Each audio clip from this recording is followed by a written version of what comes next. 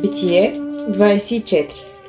А когато Аврам остаря в напреднала възраст и Господ го беше благословил във всичко, Аврам каза на най-стария слуга в дома си, който беше настоятел на целия му имот: служи, моля, ръката си под бедрото ми и ще те закълна в Господа, Бог на небето и Бог на земята, че няма да вземеш жена за сина ми от дъщерите на хананците, между които живея, да отидеш в отечеството ми, при рода ми, и оттам да вземеш жена за сина ми Исак.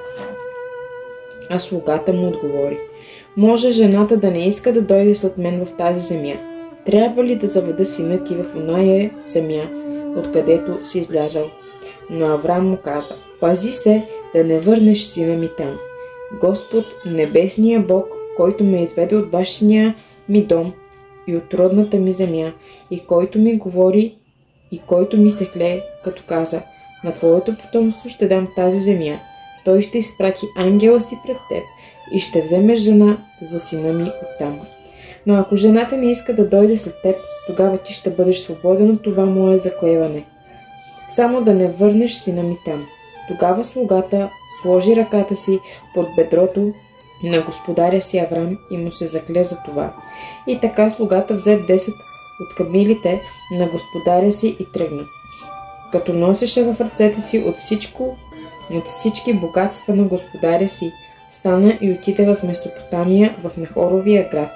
Надвечер, когато жените излизат да си наливат вода, той накара камилите да коленичат вън от града при водния кладенец. Тогава каза: Господи, Боже на господаря ми Аврам, дай ми, моля, добър успех днес и покажи благост към господаря ми Аврам. Ето, аз стоя при извора на водата и дъщерите на града излизат да си наливат вода. Нека девойката, на която кажа: я наведи водоноса си да пия, и тя отвърне: пий и ще напоя и камилите ти. Нека тя е онази, която си отредил за слугата си Исаак. От това ще позная, че си показал милост към господаря ми. Докато той още говореше, ето Ревека излизаше с водоноса си нарамо. Тя се беше родила в Ватуил, син на Мелха, жената на Аврамовия брат Нахор.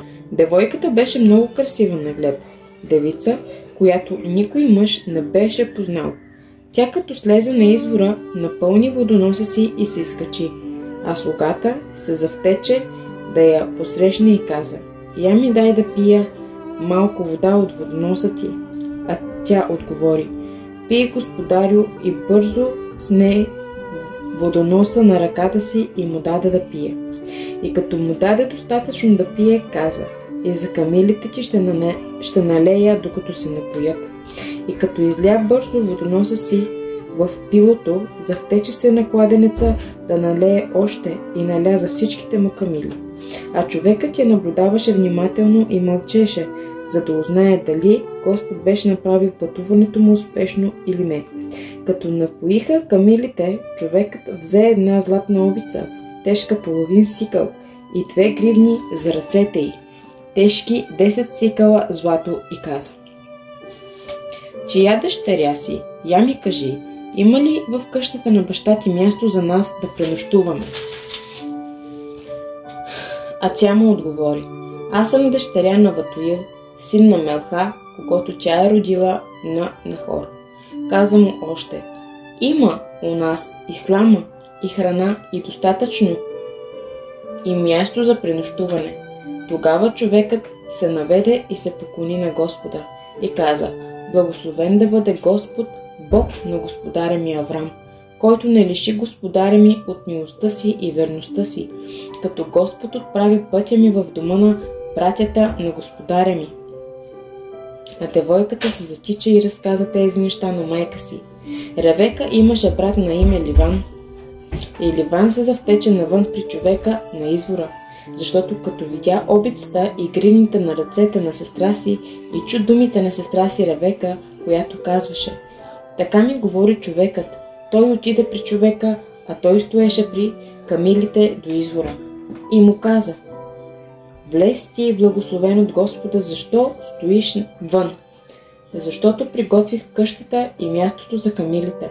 И така човекът влезе в къщи, А Ливан разтовари камилите му и даде слама и храна на камилите и вода за умиване на неговите крака и краката на хората, които бяха с него. И сложиха пред него да яде, но той каза: не искам да ям, докато не кажа думата си. А Ливан отвърна: казвай. Тогава той каза: аз съм слуга на Аврам. Господ е благословил господари ми премного и стана велик. Дал му е овце и говеда, сребро и злато, слуги и слугини, камили и осли. И Сара, жената на господаря ми, роди син на господаря ми, когато беше вече остаряла, и на него той даде всичко, което има. Господаря ми, като ме закле, каза: да не вземеш за сина ми жена от дъщерите на хананците, в чиято земя живея, а да отидеш в бащиния ми дом и в рода ми и оттам да вземеш жена за сина ми. Аз казах на господаря си: може жената да не иска да дойде след мен. Но той ми отговори: Господ, пред когото ходя, ще изпрати ангела си с теб и ще направи пътуването ти успешно и ще вземеш жена за сина ми от рода ми и от бащиния ми дом. Само тогава ще бъдеш свободен от заклеването ми, когато отидеш при рода ми. И ако те не ти я дадат, тогава ще бъдеш свободен от заклеването ми.